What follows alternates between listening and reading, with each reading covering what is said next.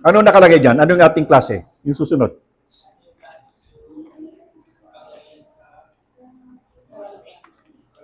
Tungkol saan? Okay. Ang ating Panginoong Jesus ay merong kapangyarihan laban sa demonyo. Anong ibig sabihin ng demonyo? Ano ang ibig sabihin ng demonyo? Ang ibig sabihin ng demonyo ay ito yung sinasabi ng inyong asawa kapag nagagalit sa inyo. Di ba? Ito yung sinasabi ng mga asawa doon sa kanilang asawa kapag sila nagagalit. Demonyo ka. Anyway, ngayong umaga, bago natin itackle yung kapangyarihan ng ating Panginoong Jesus tungkol doon sa mga demonyo, gusto kong pag-aralan natin kung saan ito nagmula. Alam ba ninyo na sa lumang tipan ay walang demonyo? Wala. Hindi na-mention at nagkaroon lamang ng wrong interpretation yan, lalo na doon sa intertestamental period. Pero sa lumang tipan, sa kaugalian ng mga Hudyo, wala pong demonyo. At wala ring Satanas. Alam niyo ba yon? Sa katuruan ng mga Hudyo, walang Satanas, walang demonyo, walang diablo. Okay. Pag-aralan natin ito doon sa ano ba ang ibig sabihin? Kasi ang kon dito, ang pinagmulan nito ay yung tinatawag na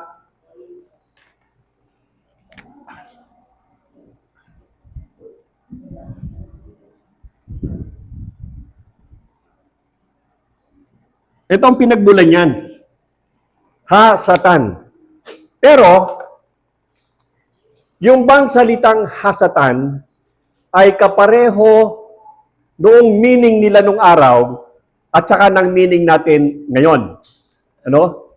Yung bang ha-satan na yan ay kapareho nung ating kinakatakutan ngayon. Now, yung salitang satan o ha-satan ay makikita natin doon sa pangyayari na kung saan ay si Job. Kilala niyo si Job? Oh. Si Job, anong nangyari kay Job? Naghirap si Job. Bakit? Sinubok nino? Si Satanas bang nagsubok kay Diyos, kay Job ay mabuti o masama? Tingnan ninyo. Kung ako si ha-satan, ididimanda ko kayong lahat. Bakit? Ang sabi nyo masama. Hindi naman siya masama Hindi. Kaya yung lahat ng Kristiyano sa buong mundo na ganito ang kaisipan, ay mali ang kanilang pagkakaunawa. Bakit? Yung tumukso kay Job ay hindi masama. Ang tumukso kay Job ay si ha-satan. Basahin ninyo ang, nandiyo dyan, sa kinan ninyo. Tingnan natin doon sa Job 1, 6-12. Pakitayo, pakilagay doon sa mic para marinig natin dito sa ating video. Job 1, 6-12. Pakipunta doon sa mic. Dito na, nakasulat na dito. Basahin nyo lang. Titingnan natin kung tama yung inyong pangunawa kay ha-satan o hindi. Kasi kawawa naman kung kayo man, akusahan kayo na kayo masama, tapos hindi naman pala totoo, paano yon? Kawawa naman kayo. So the same thing dito, pakibasa nyo nga yun si Job, sa Job 1, 6-12, pakibasa yun na mic. Tumayo kayo, parang tayong kay Eli Soriano. Anong tawag doon? Magtanong kay Soriano. Yan. Sige, basahin mo. Tingnan natin kung sino kung ano ang ha-satan. Na sinasabi nyo, ang sabi nyo kanina, yung ha-satan ay, ano sabi nyo, masama. Tingnan natin kung tama kayo o hindi. Job 1, 6-12. Si Satan, ang mga anak ng Diyos, ay dumating po. Okay, una-una, ang mga Anak ng Diyos. mga anak ng Diyos. Ay dumating upang humarap sa Panginoon. Okay, yung mga anak daw ng Diyos ay dumating para humarap sa Panginoon. Okay ha? Ibig sabihin, haharap sa Panginoon. Ano sabi? At kasama nila ang mga taga-akusa, nasatan, Okay. Yung daw hasatan ay anong function nila? Akusa. Tapos, 7. Sinabi ng Panginoon sa taga-akusa, saan ka nanggaling? Sumagot ang taga-akusa.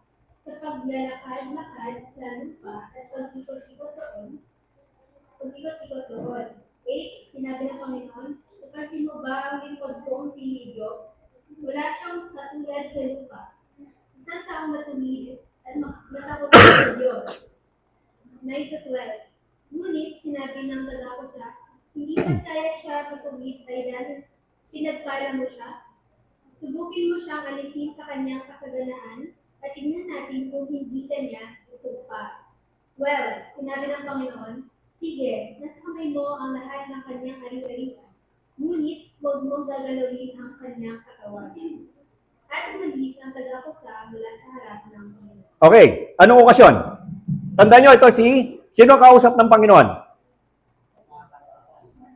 Anong pangalan? Hasatan. Okay? Ang kausap ng Panginoon, kasi ay magkakasama daw yung mga anak ng Diyos, ang mga anak ng Diyos pertaining to the angels, mga anghel ito. So kasama ng mga angels nito, yung mga anak ng Diyos ay yung mga hasatan. Ang sabi dito, when you study the word hasatan, ang ibig sabihin ng hasatan ay taga-akusa. Okay, now meron mas maganda dito sa atin na term yung hindi pag sinabakis sa atin taga-akusa, accuser. Pero dito, nakita natin ano ang nangyari doon sa mga hasatan. Anong nangyari diyan? Sinong kausap nila? Kausap nila tapos humihingi sila anong hinihingi nila sa Diyos? Ang sabi ng Diyos, mahusay daw si Job, di ba? Sabi ng Diyos doon sa mga taga-akusa, kasi nagkatipon-tipon sila, ang sabi ng Diyos, hindi ba si Job ay mabuti? O ano sabi ng mga hasatan? Ano sabi ng hasatan? Si Job, kaya lamang niyan magaling dahil pinagpala mo. Di ba? Tapos, ano sabi nung hasatan? Ano sabi nung hasatan?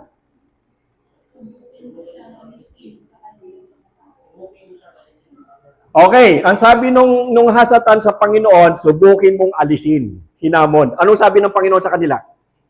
Sige, nasa kamay mo ang lahat. Ang sabi lang, huwag mo lang papatayin. Yan ang virtue dyan, huwag mo papatayin. Now, kung totoo na ang hasatan o hasatan na ito, ang sabi nyo kanina ay masama, bakit siya nakikipag-usap sa Diyos?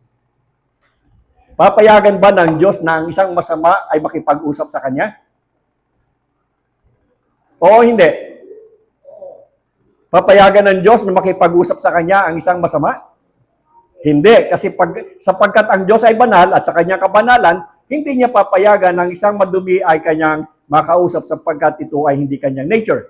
So sa madaling salita, yung sinasabi ninyo na si Job, doon sa inyong kaisipan, na si Job, na si hasatan, nakausap ni Job ay masama, ibig sabihin ito ay busted. Busted kayo. O tamang-tama, kadadating lamang. So, ibig sabihin, mali ang inyong conception. Alam niyo nung una, nagtataka na ako dito Nagtataka na ako dito. Kaya ito, binigyan ko ng malaking pansin kasi nagtataka na ako dito, bakit kausap kung ito'y talagang si Satanas, na sa pagkaunawa nating si Satanas na katulad ngayon, ay bakit ito kausap ng Diyos? Okay? Okay na tayo? Settle na? Okay. Kung talagang ito ay yung Satanas na ating iniisip sa bagong tipan, bakit siya nakikipag-usap sa Diyos?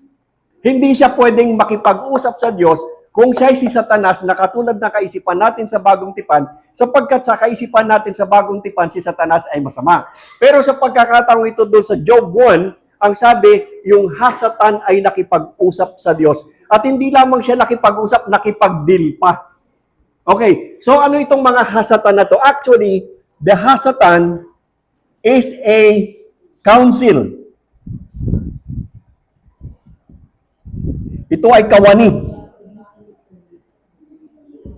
Yan ang function ng hasatan. Naintindihan niyo ako? Ibig sabihin, yung Job 1, yung mga kausap doon ng Panginoon ay hindi si Satanas na katulad na iniisip natin na masama. Kasi kahit kailan, hindi pwedeng makipag-usap ang Panginoon kay Satanas na masama. Pagkatapos papayagan pang si Job ay kanyang kusigin. Dito ako nagtaka nung araw kaya ito binibigyan ko ng malaking pansin. Pinag-aralan ko ng gusto sapagkat naisip ko hindi pwedeng mangyari na kung saan si Satanas ay isang masama tapos papayagan ng Diyos na usigin o akusahan si Job. Hindi pwede. Only to find out doon sa original na salin, doon sa Hebrew, no? Kasi yung Old Testament, yung Torah, was written in Hebrew. Doon sa Hebrew, ang ginamit ditong salita ay hasatan. Ang ibig sabihin ng hasatan sa Hebrew ay council o kawani. So, ibig sabihin, ito'y isang grupo doon sa langit, ito'y mga anghel na ang kanilang trabaho ay i-test yung mga mananampalataya ng Diyos. Meron pala nun. Sa lumang tipan hindi sa bagong tipan. Sa lumang tipan. Sa lumang tipan ay meron palang pinapayagan ang Diyos sapagkat may council sa heaven na ang tawag ay hasatan na kung saan ay pinapayagan ng Diyos na subukin ang tao doon sa lumang tipan. At isa doon sa sinubok sa lumang tipan ay si Job. Di ba? Si Job anong nangyari kay Job? Ubos ang ari-arian? Namatay ang pamilya? Naubos ang ari-arian? Namatay ang pamilya? Nagkasakit? At hindi lamang doon, itong mga ito, sinasabi nila kay Job, sumpahin mo ng Diyos. Di ba? So, they were testing Job to the limit. Ano? So nakita natin dito, yung palang hasatan o kasi yung salin sa anong salin sa English dito? Satan na nakalagay doon. Oh, so iba kasi yan. Mamaya ipapakita ko sa inyo doon sa evolution ng hasatan, doon sa translation nagkaroon ng problema. Nagkaroon niya ng problema sa translation. Okay? From Hebrew to Greek to Latin, diyan yung nagka-problema. Okay, so, anong sumunod dito?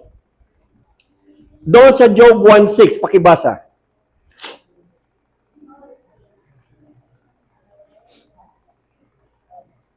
Job 2:1-6. 1-6. 1:1-6. Pakibasa.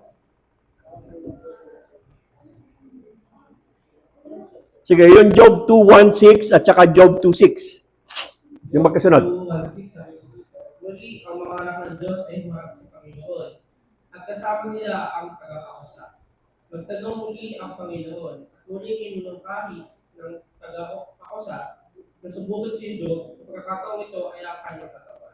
Okay, so yun naman katawan na ang susubukin. So ibig sabihin, nakita nyo dito, merong personal na ugnayan, yung hasatan, at saka ang Panginoon. Ngayon, kapag ang translation diyan sa Bible ay Satan at nakipag-usap sa God, hindi po pwede. So mali yung translation doon. Hindi po pwede yun. Sapagkat Satan could never talk to God. Kasi kaya nga siya pinol di ba? Kaya nga si Satan sabi nga, pero questionable pa rin yan. Sa bagong tipan yun. Mamaya, dito muna tayo sa Old. Iba yung sa New Testament. Okay, so sa 6, sabi, Sa 2:6, sabi po ito, sinabi ng Panginoon, sige, nasa kamay mo siya. Ngunit huwag mong kunin ang kanyang buhay. Okay. So nakita ninyo, merong conversation si Hasatan at saka si God. Kapag tinignan niyo sa translation niyan, malilito kayo sapagkat makikita niyo kung ang translation nila diyan ay God o Satan o Devil, abay nakikipag-usap pala si Satanas sa Diyos. Which is hindi pwedeng mangyari.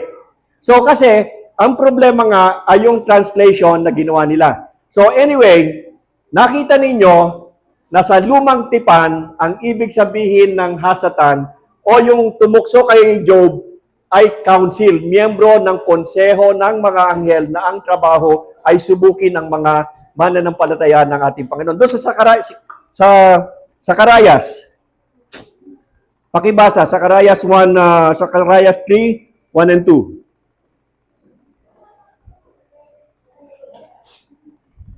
Pakibasa doon.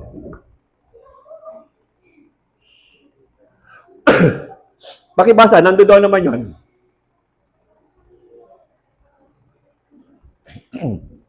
Kuya Tan, pakibasa mo. Zacarias 3:1-2. Pinakita niya sa akin si Joshua na pinakapunong pari na nakatayo sa harap ng anghel ng Panginoon at ang taga-akusa, Satan, ay nakatayo sa kanyang kanan upang siya'y akusahan. 2. Sinabi ng Panginoon sa taga-akusa, sawayin ka nawa ng Panginoon, ikaw na taga-akusa. Hindi ba't pinili ng Panginoon ng Jerusalem? Siya ay tulad ng isang kahoy na umubot mula sa hapon. Anong sitwasyon? May tatlo dito. Anong sitwasyon? Ang Panginoon, si Zacarias, at saka ang taga-akusa. Anong trabaho ng taga-akusa? Nasaan daw yung taga-akusa? Nakatayo sa? Okay, ibig sabihin, itong taga-akusa ay nasa presensya ng Diyos. Si Satanas ba pwedeng tumayo sa presensya ng Diyos? Hindi pwede. Pero dito, ang sinasabi dito, yung hasatan ay nakatayo doon sa kanan sa presensya ng Diyos. So, ibig sabihin, kapag ito'y tiningnan mo sa salin natin, medyo malilito ka. Kasi bakit ganon? Magtatanong ka, magki-question ka. Bakit ito ay nandoon sa kanan sa presensya ng Diyos kung ito ay Satanas at isang masama? So lumalabas lamang na ang hasatan ay hindi isang masamang elemento o sabihin natin siya doon. Now, sabi dito sa board, ang taga-akusa sa mga siping ito ay hindi isang rebelde. Kasi si Satan is a rebel. Kasi nagrebelde siya sa Panginoon. Di ba? Yun ang sinasabi.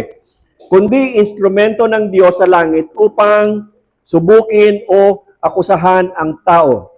Hindi pa ito ang Satanas na kilala natin sa bagong tipan. Wala pang demonyo at lubos na kaaway ang Diyos sa kontekstong ito. Ibig sabihin, doon sa Old Testament, devil does not exist. Now, ganitong nangyari dyan. Ito yung naging problema. Yung hasatan,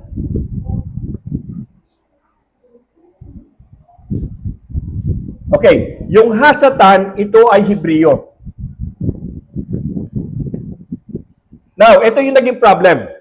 Nung Biblia, yung Hebrew Bible, yung Torah, i-translate sa Greek. Ano? So, i-translate ito sa Greek.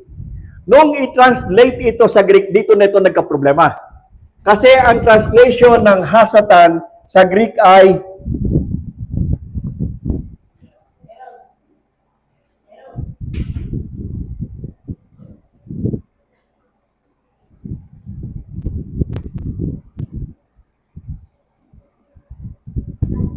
yan. Ito yung translation niya sa Greek, diablos. So dito pa lamang, nagkaroon na ng problema. Kasi yung translation ng hasatan na ibig sabihin ay kawani sa sa Hebreo, ito ay naging taga-usig pero merong masamang intensyon. Hindi pa masyadong masama eh. Ibig sabihin ng diablos kasi sa Griego, yung talagang naninira, mapanirang puri. Yan ang definition ng diablos sa Greek. So nakita ninyo, dito pa lamang sa translation ng hasatan from Hebrew to Greek, nagkaroon na ng problema. Di ba? So, ibig sabihin, kapag tayo ay nagbabasa ng Bible, nung i-translate ito sa Greek, nagkaroon ng ang translation ng diablos sa Greek. Kasi, di ba, merong mga salita tayo na hindi mo po pwedeng i-translate sa English? So tayo man, meron tayong mga salita na hindi mo po pwedeng i-translate. So humahanap tayo ng pinakamalapit. So dito, ang pinakamalapit dito sa kanila, sa hasatan sa Greek, ay diablos. Which is already a very, very different meaning. Sapagkat ito ay mapang-akusa na mapanirang puri, ang ibig sabihin. At lalong sumama ito nung ito'y i-translate sa Latin. Okay. Nung i-translate ito sa Latin, ang translation sa Latin ay okay. Hindi na Satan, Satanas na. At sa kanila, pag sinabi mong Satanas, ito na yung evil. Okay, yan na ang nangyari dyan. So nakita natin, from Hasatan to Diablos to Satanas, sa translation from Hebrew to Greek to Latin, dito na nagka-problema. Now, saan lalong lumala ang problema? Lumala ang problema nung i-translate ito sa English. Okay. Nung ito'y i-translate sa English, kailan i-translate yan? Sino nagpa-translate sa English ng Latin to English? Sino nagpa-translate? King James Version. Kaya nga tayo ay merong King James Version ng 1611. So, nung i-translate yung Satanas sa English nung 1611, ang translaton dito ay Satan. Pero, yung definition ng Satan at saka ng Hasatan, ito na ay fallen angel, enemy, or adversary. Adversary. Tama, adversary. So nakita ninyo from being kawani to adversary. Adversary. Malayo na ang narating. Dahilan lamang doon sa translation. Therefore, kung bakit ko sinasabi sa inyo ito, dahil gusto kong malaman ninyo, nagbasa kayo ng Job, huwag niyong iisipin na yung kausap ni Job ay demonyong si Satanas doon sa 1611 version. In fact, sa translation, pag binasa niyo yan, Satan ang nakalagay. Pero yung Satan na yan is not the same as Satan in the Old Testament at saka doon sa Satan ng English version ng 1611. Nililinaw ko lang sa inyo. Dahil ito ang problema ng translation. Ang layo na, di ba? Ang layo na. So ngayon, kasi ang pag-aaralan natin sa susunod, binibigyan ko lang kayo ng introduction para maintindihan nyo yung pag-aaralan natin. Kasi gusto kong liwanagin sa kaisipan ninyo, iba yung demonyo, iba yung Satan sa Old Testament at iba yung Satan sa New Testament. Magkaiba yan. Walang devil sa Old Testament, ha? Walang demonyo, walang evil, walang devil. Hindi nagtuturo ang mga Hudyo yan. In fact, sa Hudyo, walang kaligtasan. Alam niyo ba yon? Wala silang salvation na katulad natin. Iba ang kanilang system. Hindi katulad nung tayo ay maniniwala kay Jesus Christ, may buhay na walang hanggan tayo. Hindi naman naniniwala mga Hudyo kay Jesus Christ eh. So, ang kanilang paniniwala at paniniwala natin hindi pareho. So, ngayon, pagdating sa Hasatan at saka sa Diablo, hindi rin pareho paniniwala natin sa kanila. Sa kanila kasi wala yan eh. With exemption do sa New Testament, yung Pharisees and Sadducees, diyan nagkaroon ng division. Pero way back in the Old Testament ay wala. Ngayon, ito yung kanilang argument. Ang sabi nila, bakit ikanong si Saul? Bakit ikanong si Saul ay kanyang pumunta si Saul doon sa, anong pinuntahan ni Saul? Sino yung pinuntahan ni Saul? Yung mangkukulam. Di ba? Yung witch. Nung puntahan ni Saul yung mangkukulam, anong hiniling ni Saul? Sino nakakaalam sa inyo nun? Anong hiniling ni Saul? Gusto makita ni Saul sino? Oo, kala ko ba nagsa-Sunday school kayo? Di ba nasa Sunday school yan? Sino yung gusto niya makausap? Sino yung gusto niya makausap? Si Samuel. Hindi ba? Gusto niya makausap si Samuel. Ngayon ang tanong, nakausap ba ni Saul si Samuel? Hindi ba niya nakausap si Samuel? Tingnan natin.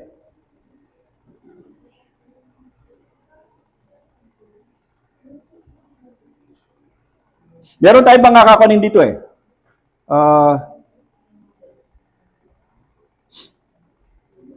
Hindi ko na-copy ito. Nakausap siya ni Samuel.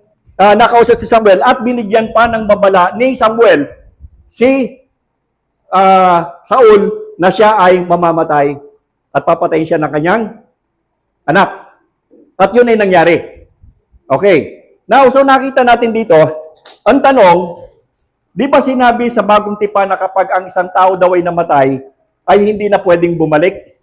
Anong version sa Bible? Sa New Testament? For it is appointed for a man to die once, and after that comes, what? Judgment. Hebrews 9:27. For it is appointed for a man to die once, and after that comes judgment. Bakit si Saul bumalik? Si Samuel bumalik. Di ba sabi, now remember, yung sinabi dito na for it is appointed for a man to die once, and after that comes judgment. Though Hebrew ito, we are in the New Testament, but in the Old Testament, sabi ko sa inyo, magkaiba yan. So, si Samuel ay nagpakita kay Saul at ang tawag dito, si Saul ay kanyang ni-rebuke. Dahil nagpatawag siya, nagpasomon siya ng patay. In fact, ang sabi dito, pag binasa nyo yan doon sa, I think in Numbers, yung mangkukulam ay nagulat.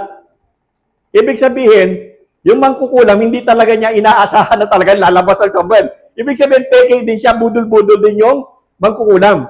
Na kunwari nagpapadating ng spirito, but this time, tunay na spirito yung dumating talaga yung spirito ni Samuel. Hindi na yung budol-budol na ginagawa niya mga spirito. Patulad niyan, di ba?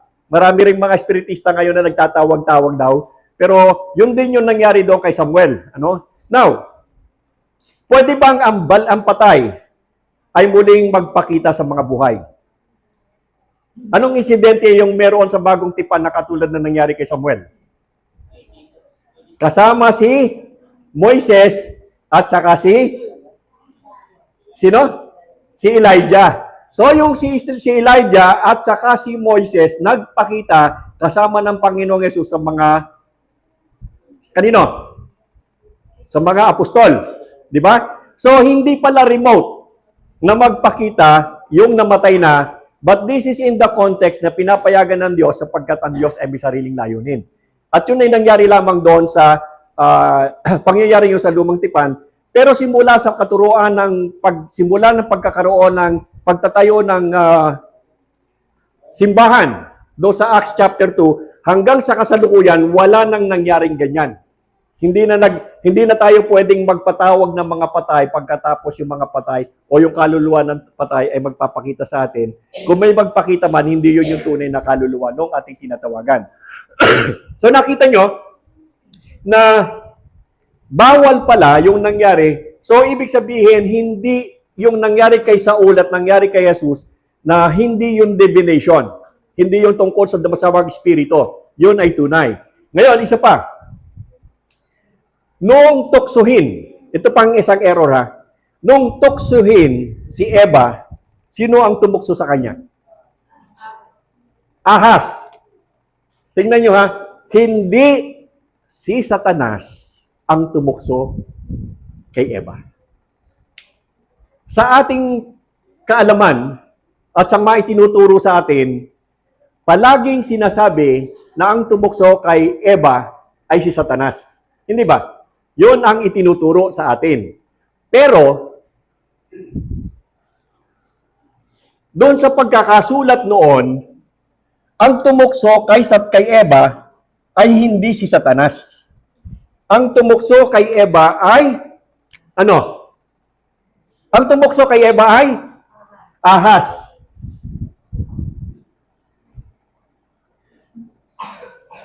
Okay. Tatandaan nyo, kung ito'y ahas, si Satanas ay hindi yung ahas. Kasi iba ito, ahas ito eh. At ito, yung translation, ito yung pagkakasulat nito sa Hebreo is nakash. Okay? Itong nakash na ito, literally, snake. This is a literal snake. Ang problema natin, ba't nagsasalita? Pwede ba yon? Pwede ba yung hayop ay magsalita? Oh, exactly. Doon si Balaam, di ba? Yung si Balaam, nagalit yung donkey, bakit mo ako pinapalo ng ilang beses? 3 beses. So, ibig sabihin, tingnan niyo doon sa may Old Testament, Numbers 22:28. Tingnan niyo kung sino yung nagsasalita doon sa Numbers 22:28. Kung minsan kasi, matatawa ka dito sa scriptures meron palang mga pangyayari na hindi natin nakalain. So nakita natin dito, yung tumukso kay Eva ay basically hindi si Satanas. Walang sinasabing si Satanas. Ang tumukso kay Eva ay literal na ahas, nakash.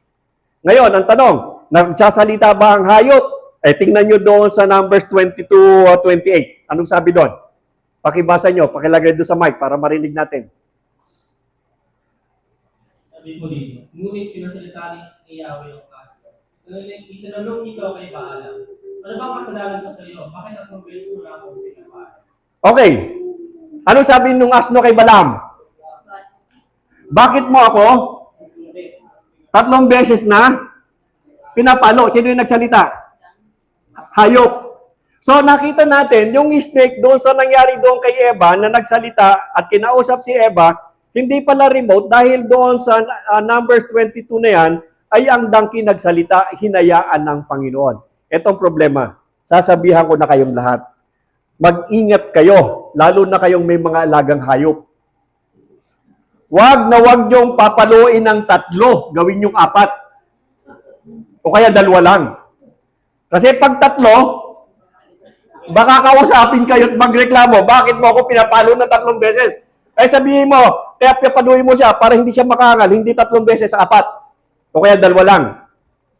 Kasi pag 3, baka magsalita yan sa inyo, bakit nyo ako pinapalo ng 3 beses? Di ba? So nakita natin dito, sa Lumang Tipan pala, yung mga binabasa natin na nakasulat dyan sa Bible, kung hindi pala natin alam, ay maliligaw tayo. Lalong-lalo na kung yung mga tagapagturo ay hindi naiintindihan kung ano yung nandiyan dyan. In the Old Testament, there is no Satan and there is no devil. None. Kailan lang nagkaroon ng concept ng evil, Satan, at paano ito nagmanifest? It only happened in the intertestamental period and in the New Testament. Now, what is the difference between the Old Testament and the New Testament in terms of liwanag sa light? Ganito yan. Naintindihan nyo ba ako? Naintindihan nyo ako? Baka mamaya sige. May question lang po, kasi naalala ko lagi, di ba po si David is nag-adopted ni Samuel. Tapos nung binalikan ko po, sabi ko dito, Saul. si Saul, yes po, si King Saul, na samantala ang Espiritu ni Yahweh ay umalis na kay Saul. Sa pahintulot ni Yahweh, isang masamang espiritu naman ang nagpahirap kay Saul. Sinabi sa kanya ng kanyang mga lingkod, papahirapan kayo ng isang masamang espiritu. Okay. When you say Spirit of God, wala namang, sino masamang espiritu na nanggaling sa Diyos? Isang masamang espiritu naman. Ibig sabihin dito, it is not really the Spirit, kundi ito yung system na gagawin sa kanya na siya ay pahihirapan. When you say Spirit, di ba tayo may mga spirit na sinabing, ito, magkakwan. Kasi hindi po pwedeng magpadala ang Diyos sa masamang espiritu. So it talks about the Spirit dito, ito yung system na mangyayari sa kanya na kung siya ay pahihirapan. Kaya nga siya nag-consult sa demonyo. Okay, nasa na tayo? Doon sa intertestamental period, ang ibig sabihin ng intertestamental period, simula sa Old Testament, ganito yan. Ano to?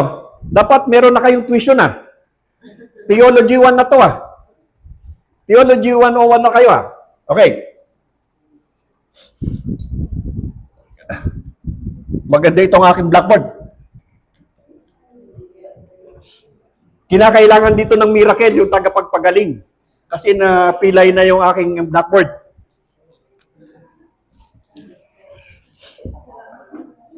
Okay, when you say intertestamental period, dito nagsimula yan. Yung katuruan ng tungkol sa demonyo, si Satanas, ito ay Old Testament. Halimbawa, ito ang Old Testament. Ito ang New Testament.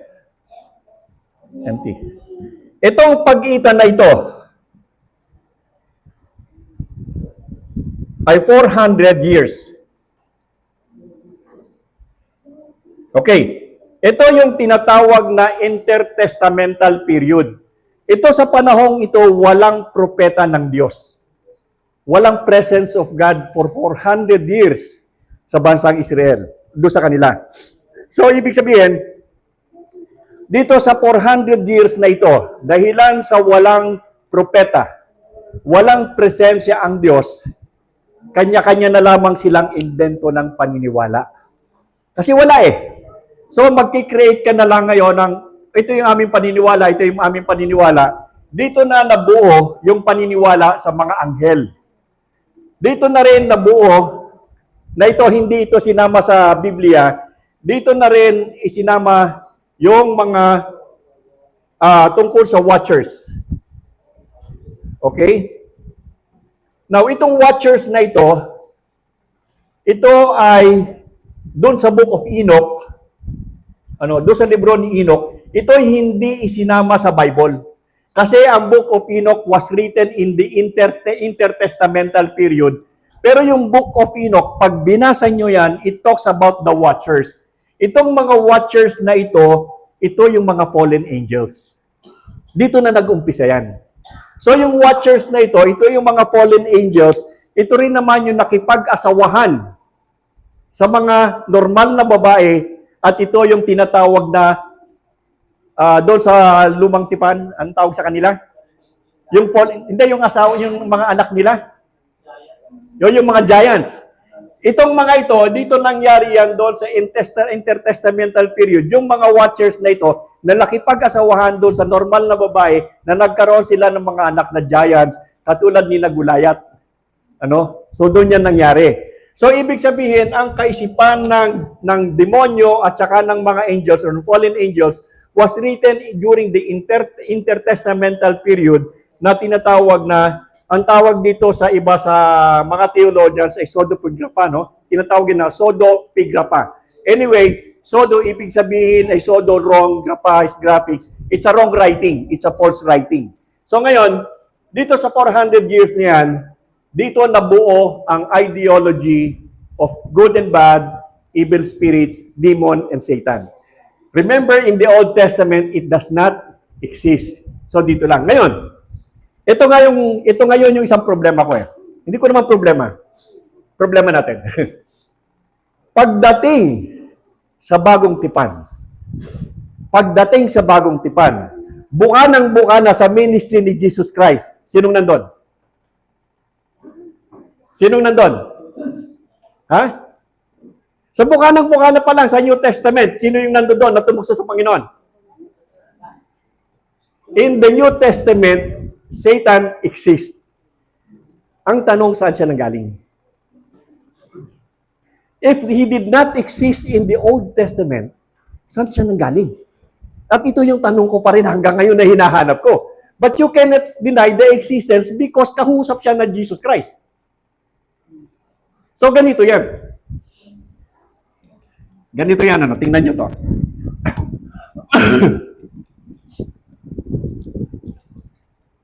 Kasi mag-question ka. Kung sa Old Testament, there is no hint of evil spirit, there is no Satan, there is no Diablo, saan nanggaling yon dun sa bagong tipan? Bakit buka na pa lamang doon sa Ebanghelyo, nandoon na agad si Satanas at tinutukso ang ating Panginoon? Samantalang, ang Panginoon yung katuruan sa Panginoon yung katuruan sa lumang tipan, hindi sila nag-exist. Ganito yan, ang sabi nila,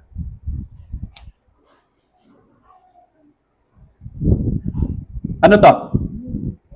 Ha? Anong klaseng buwan? First quarter. Okay. Huwag nating gawing first quarter. Gawin nating full moon. Okay. Pasensya na kayo, hindi bilog yung aking buwan. Ganito yung aking perception. Pasayahin natin yung ating buwan. Okay, lagyan natin, para makasiguro talaga tayong buwan, lagyan natin ito ay moon. Okay. Huwag na kayong aangal. Ito si Moon, ha? Ito si Moon. Okay, si Moon ay merong sinag. Di ba? Si Moon ay merong liwanag. Tama, mali? Meron. So, meron siyang liwanag. Ganyan din yung kanyang liwanag. On the other hand, meron siyang counterpart. Sino ang counterpart ni Moon? Sun. Okay. Ito, anong spelling? Okay, ibang S-O-N, ano? Nakakalito talaga yan. Sun, S-U-N, Sun, S-O-N. Diba? Tapos, meron pang S-A-N-D, Sun. Parang pare-pareho, no? So, ito, gawin natin, ito ay si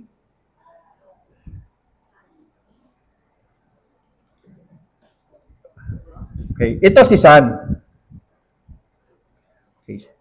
Si Sun ito. Ngayon, anong difference ni Sun at saka ni Moon pagdating sa liwanag? Difference pagdating sa liwanag, anong difference ng dalawa? Mas maliwanag si Sun.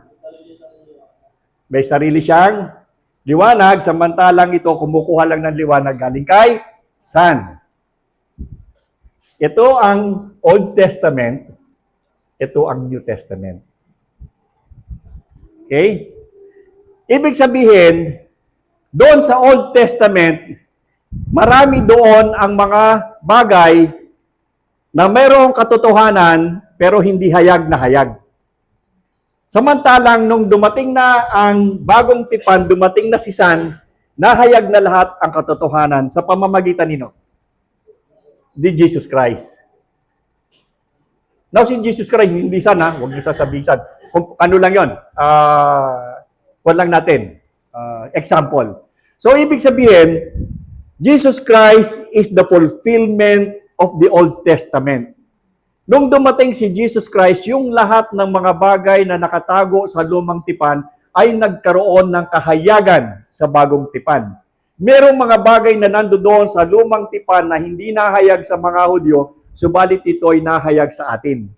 Kaya nga, pag tiningnan ninyo yung bagong tipan, pag kayo'y bumasa nito, buka na pa lamang doon sa kapanahunan ng Panginoong Yesus, dumagsa agad, bigla agad na lumabas si Satanas. Ang problema, sabi nga, ay saan natin hahanapin kung saan siya nagmula? Hanggang ngayon, hindi ko pa makita, hinahanap ko pa. Ang problema ay baka kami magkasalubong, hindi ko siya makilala. Hindi ba? Yun ang problema ko eh. Baka kami magkasalubong. Kasi hinahanap ko eh. Huwag ko na lang hanapin, ano? Ang problema, baka magkasalubong pa kami, mag-away pa kaming dalawa. Okay, sa likod, page 2. Pakisabi kung time na tayo, ha? Okay, pagpapalawak ng kaisipan. Okay, pinalawak na ito yung concept ng Satan tsaka ng demonyo. Kailan ito nag-umpisa? Pakibasa sa mic itong magkasunod na ito. Yung 2. Paragraph, yung number 2. Pakibasa. Pakibasa. Maganda kasi yan, kasi para naririnig kasi doon sa sa palawas, hindi kasi marinig ng iba eh. Ano sabi doon? 2. Ang paglawak ng kaisipan. Nalaman ng mga nagkit at intertestamental. Noong natapos ang pagbabalot ng mga aklan ng lumutipan, sumailalim ang Israel sa matitinding pagbabago. Ang kanilang pagkabilang sa Babylonia at kalaunan na yung pagpasok ng kulturang Romano at Griego ay nagbukas na ang kanilang pananaw sa ideya ng dualismo. Ang labanan ng mabuti at masama bilang magkabantay ng puwersa. Dito masbok ang mga aklat gaya ng First Enoch at Jubilees, kung saan may mga anghel na bumagsak, watchers, at mga espiritu magdudulot ng kasamaan. Sa mga teksto ito, si Satanas ay hindi na lamang tagakusa, kundi leader ng mga masasamang espiritu at nagsimula ng kailarawan bilang kaaway ng Diyos at ng sangkatauhan. So, kailan nagsimula na maging ang definition ng what na si Satanas na hasatan na kawani o konseho biglang nagbago na pagdating sa New Testament? Sa New Testament, yung dati-dating kawani, naging kaaway na ng Diyos.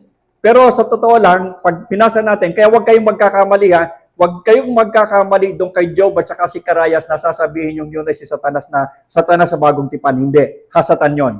Pinapaliwanag ko lang sa inyo because I do not like you to get mistake. At alam niyo sa buong mundo ngayon, sa buong mundo sa Kristyanismo, lahat ng yan, maging Katoliko, Protestante man yan, o Jehovah's Witnesses o whatever, ang kanilang paniniwala dyan, yan ay si Satanas, which is wrong. Di ba? Kawawa naman si Hasatan, yung mga Hasatan, inaakusahan yung masama, hindi naman. Sabi nga, kung yan ay pwedeng magkasuhan sa Supreme Court, daling kayo dun. Kaya lang baka may umangal, maghingi ng consideration. Di ba?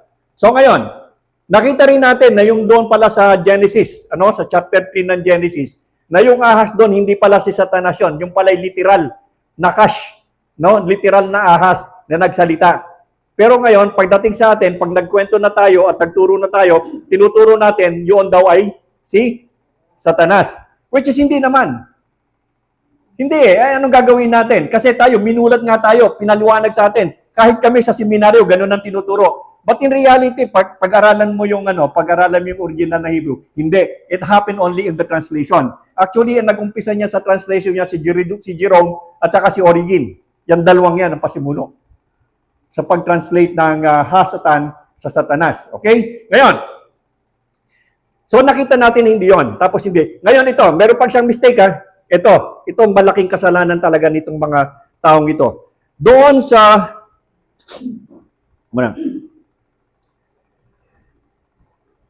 Isaiah 4:12. Isaiah 4:12. Ito ginagamit nila to na verse pero ito tingnan natin, pag-aralan natin ngayon. Remember, this is still Old Testament Di ba sinabi ko sa inyo sa Old Testament, walang konsepto ng demonyo at saka Satanas? Wala wala tayong magagawa. Tingnan niyo yung Isaiah 4:12, pakibasa nyo. At titingnan natin na naman yung panibagong error dito.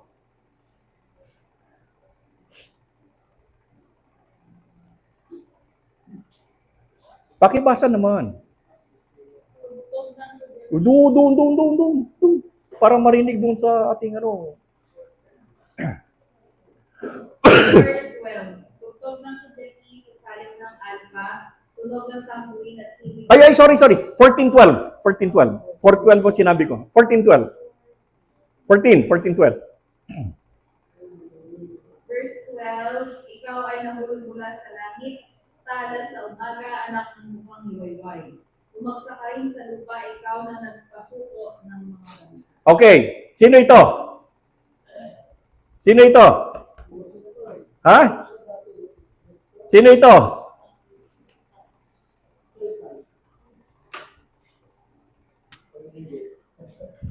Ito sabi niya, ito daw ay fallen angel. Ito daw ay si Lucifer. Ito daw ay si Satan, anghel na nahulog. Kaya from Lucifer, ito sabi ito ay from Lucifer into Satan. Ang definition lang, si Lucifer daw ay son of the morning, AM na lang into, ang Satan, ang ibig sabihin ay adversary or kaaway. Okay, tanong, totoo ba yan? Ito ang aming natutuhan. At ito ang itinuro sa amin. But in reality, suriin natin. Kasi, pag kayo'y mag-aaral ng Bible, huwag kayong gagawa ng sariling kwento tapos susuportahin nyo ng Biblia. Dapat kung ano sinabi ng Biblia at kung ano sinabi nun, doon kayo, huwag kayong lalabas. Now, the question dito sa 14:12 na ito, si Lucifer ba ito talaga ang tinutukoy? Ang sagot ay hindi. Bakit? Sino ang tinutukoy dyan? Ang tinutukoy dyan is si Belshazzar, yung hari ng Babylon na pinarusahan ng Diyos. Si Belshazzar yan, hindi yan yung sinasabi na fallen angel na si Lucifer. Kasi ang sabi dito, dahilan sa yung tala daw na tala sa umaga. Alam niyo ba kung sino yung tala sa umaga na tinutukoy diyan? Remember, this is Old Testament hindi ito New Testament. So, walang Lucifer doon, walang Satan doon because this is Old Testament. Walang sinabi ang Diyos doon. Now, merong sinabi diyang tala sa umaga at merong sinasabi dito na parurusahan ng Diyos. Tala sa umaga. Pag pinag-aralan ninyo ang konteksto ng talatang yan, it talks about the fall of the king of Babylon, si Belshazzar. Now, when you say tala sa umaga, it refers to, sino nakakakita sa inyo dito tuwing umaga? Tala sa umaga, ano ito? Ha? Muta. Ano yung tala sa umaga? Hindi ah.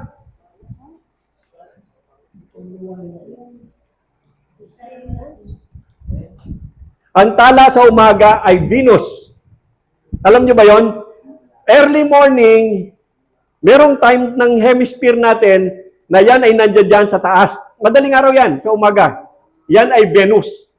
Tala sa umaga. And the same tala sa umaga, it refers to Venus and it refers to, ito yung poetic na prophecy against the king of Babylon na si Belshazzar, as if he was the star in the morning sa kasikatan niya, dahil ganong kasikat si Belshazzar, but he exalted himself against God and he was punished. Anong nangyari sa kanya for 7 years? He was eating grass. Nandun sa forest para namuhay siya na katulad ng hayop. Yun yung parusa na nahulog. Hindi ito yung si Lucifer na sinabing naging Satan na pagkatapos ay naging kaaway ng Diyos. Walang sinasabing ganon. It was only an interpretation ng mga magagaling na theologian. Ang problem kasi, totoo yan hanggang ngayon, ginagawa pa rin nila yan eh. Pero walang sinasabi sa lumang tipan kung talagang pag-aaralan mo na si Lucifer doon sa Isaiah 14:12 na tumutukoy kay Lucifer at kay Satan, wala. It was only an inventions of those theologians. Kahit maghanap pa kayo, mag-aral pa kayo, at ang problema nito, yung mga Amerikanong theologian pa ha, mga na may mga divinity pa, may mga doctorate pa ng mga divinity. And yet, they were teaching a wrong doctrine. Mali. Kasi ang tinutukoy doon ay si Belshazzar na kung saan ay kinompara as a star in the morning, tala sa umaga, which refers to Venus, gano'n siya kaganda. And yet, he fell.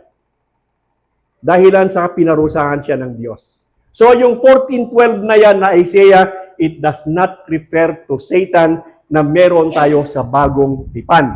Kasi sa Old Testament, there is no such thing. Kaya to interpret mo ang Isaiah 14:12 to be Satan, ano na to nanggaling na lang ito dun sa intertestamental period. Lalo na doon sa mga sa Kabbalah. Ito mostly mga pasimuno dyan Ngayon, inabsorb naman yan, nung pumasok na sa New Testament, inabsorb na nila yan. Kasi nga, wala nang prophet So akala nila, yung lahat ng turo sa intertestamental period, tama na. So tinanggap nila. Pero in reality, pag pinag-aralan mo, itong gusto ko pa rin mangyari doon sa mga nagtuturo nito Pag-aralan yung mabuti yung Isaiah 14:12, and there is no such thing as Lucifer and there is no such thing as Satan. Wala. No Satan, Lucifer in the Old Testament. Wala nga silang heaven. Alam niyo ba yung mga Hudyo walang heaven yan? Hindi sila naniniwala doon. Kaya nga hindi sila naniniwala kay Jesus Christ because it is only Jesus Christ that teaches heaven. Alam niyo ba yun? Nung dumating si Jesus Christ, biglang nagbago ang lahat. Biglang nagkaroon na ng kaharian, pero yung kaharian hindi na literal, hindi na physical, naging spiritual na. So that is a direct deviation from the teachings of the Old Testament, from the teachings of the Jew. Kasi hindi naman nagtuturo ng heaven ang Hudyo. Kaya nga nagagalit sila kay Jesus Christ. Ano ba tinuturo mo? Diba? So Jesus Christ came in, the first coming of Jesus Christ is not to come him as a physical king, but he came as the spiritual king. Kaya nga hindi siya pumaya nung papatayin siya. Pwede naman tawagin niya yung mga anghel, di ba? Para patayin lahat yung kalaban niya, but he never did it. Because that was not the mission. Ang mission niya is spiritually nung una, but he will come back on the second coming as the physical king. Doon pa lang. So nakita natin dito, doon sa New Testament, doon pa lang nagkaroon ng malaking pagbabago, nagkaroon ng giant shift. Malaking pagbabago because the teachings, alam niyo kung bakit pinako si Jesus Christ? Anong dahilan bakit pinako si Jesus Christ? Anong reason? Anong dahilan bakit pinako si Jesus Christ? Sabay-sabay naman kayo. Wala naman ako naintindihan kahit isa. Anong dahilan? Anong kaso ni Jesus Christ? Ang kaso ni Jesus Christ kung bakit siya ipinako sa krus because he was blaspheming. Namumusong siya dahil sinasabi niyang ako ay Diyos. I am. Pagkatapos sinasabi niya siya yung tagapagligtas ng sanlibutan and yet hindi naman niya lilabanan yung mga Roman Empire. Tapos sasabihin niya na ako at ang Ama ay iisa. That was the reason why Jesus Christ was crucified. Naintindihan niyo? Yun yung reason. But hindi nila naintindihan, the first time Jesus Christ came, sinasabi niya na ako hindi pumunta rito bilang as a physical, but I came here to establish the kingdom of God. Na ang kingdom of God nasa sa puso natin. So yun yung reason. At dahil dito, hindi sila nagkaintindihan dahil ayaw nga siyang paniwalaan, dahil ayaw siyang paniwalaan, they took him in the context of literal or physical context. Kaya lahat ng ginawa nila, ikaw'y namumusong, huling-huli ka sa sinasabi mo, sa ginagawa mo, sa tinuturo mo sa iyong mga kasamahan, basically, what you're doing is wrong. So that was the reason why Jesus Christ was crucified, but also the reason why Jesus Christ was doing miracles and talking in parable because He would like to tell them that I am the Messiah. Walang sinumang tao ang pwedeng gumawa ng ginagawa ko. Now, next week, ang pag-aaralan na natin, ito na si Jesus Christ, He has power over the demons. But of course, ang reason, ba't ko pinaliwanag sa inyo, in the Old Testament, there is no concept of what we have in the New Testament. Comprende? Comprende? Sisi kayo. Baka mamaya, sisi na kayo. Okay. Kuya.